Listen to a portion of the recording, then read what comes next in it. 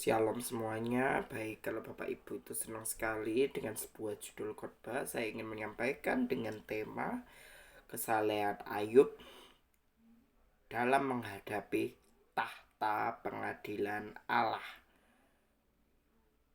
Dalam Ayub pasal 19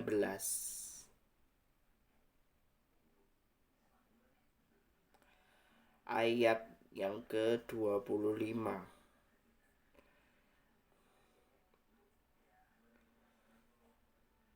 Ayat yang ke-25. Ayub 19 ayat 25 tertulis demikian. Tetapi aku tahu bahwa penebusku hidup dan akhirnya ia akan bangkit di atas debu. Kemudian baca lagi di Ayub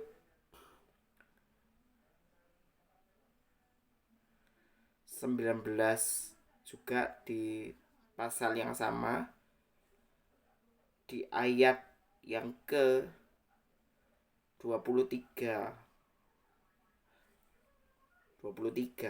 Akhirnya perkataanku ditulis dan dicatat di dalam kitab.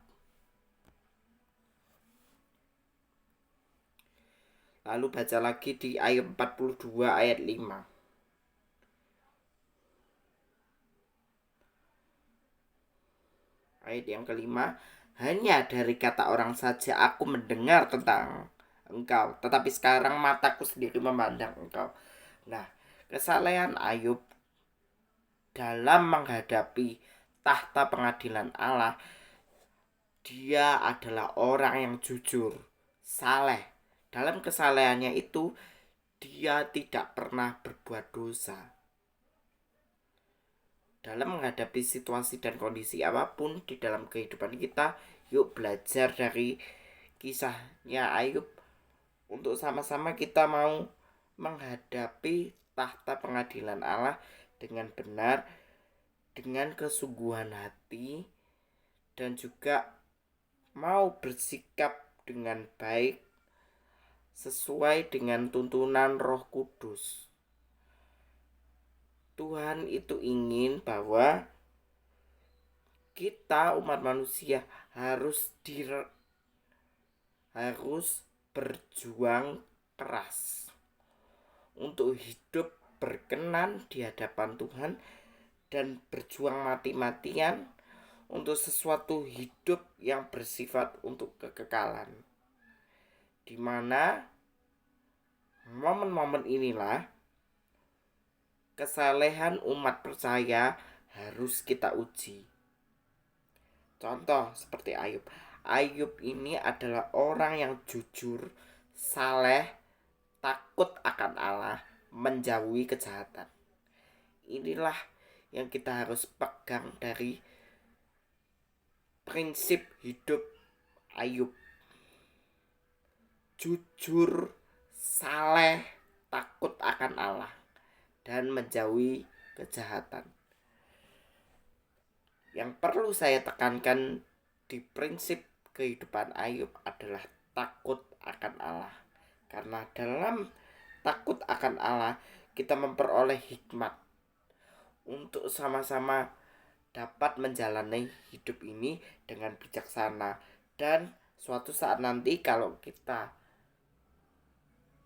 dipanggil oleh Tuhan, kita didapati tahan berdiri di tahta pengadilan, tahta putih kerajaan sorga, tahta pengadilan Kristus.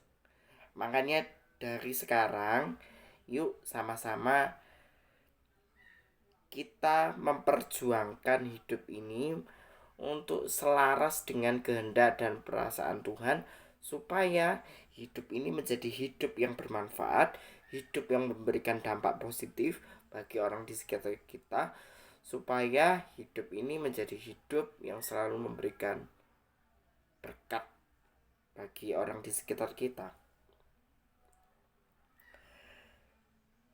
Dan yang selanjutnya adalah kesalehan Ayub dalam menghadapi tahta pengadilan Allah. Dia orang yang jujur. Orang jujur itu pasti adalah orang benar. Orang benar adalah hidup di dalam hadirat Tuhan. Orang yang jujur pasti tidak pernah neko-neko dalam hidupnya. Hidup apa adanya, sederhana tetapi memiliki manfaat yang luar biasa di dalam setiap aspek hidupnya. Hidup yang jujur dan takut akan Allah adalah satu kunci untuk memperoleh hidup yang berkenan di hadapan Tuhan. Dari kisah Ayub, yuk sama-sama belajar untuk tunduk dalam otoritasnya Tuhan di dalam setiap aspek kehidupan kita. Dari kesalehan Ayub lah kita dapat belajar mempunyai hidup yang bermanfaat, hidup yang memberikan dampak positif bagi orang di sekitar kita. Dia tidak pernah berbuat dosa. Makanya iblis itu pernah mencobai Ayub. Pada masa itu Ayub merasa sendirian. Waktu itu merasa marah kepada Tuhan. Waktu ia dikasih penyakit, istrinya bilang, apakah Tuhanmu itu tidak mau menolong kamu, Ayub? Terus dia bilang gini, apakah kamu mau menerima yang baik saja dari Tuhan dan tidak mau menerima yang buruk dari Tuhan? Terpujilah Tuhan. Makanya dari kesalehan Ayub dalam memandang serta menghadapi tahta pengadilan Allah, yuk sama-sama belajar dari sikapnya Ayub, jujur dan saleh. Orang yang jujur pasti hidupnya memberikan aura positif. Orang yang saleh juga memberikan aura kebenaran yang murni. Hidup yang murni adalah hidup yang timbul dari sikap hati. Karena dari sikap hatilah terpancar kehidupan yang murni.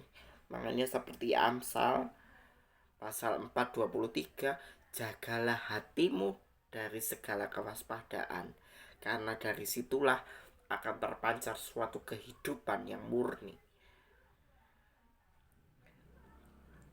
Makanya dari sikap hati, perkataan, perasaan kita harus menunjukkan keselarasan kita dengan tujuan dan perasaannya Tuhan atas kehidupan kita.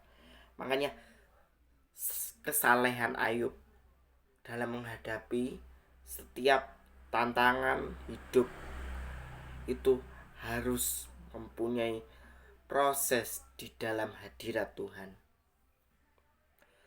Kesalehan Ayub menghadapi tahta pengadilan Allah, dia merasa bersyukur karena penebusnya itu hidup dan tidak mati. Dia adalah Yesus, adalah Tuhan yang hidup. Tuhan yang hidup, Tuhan yang kita sembah adalah Tuhan yang hidup. Dia adalah juru selamat kita yang sejati. Yesus yang hidup, menyembah Allah yang hidup.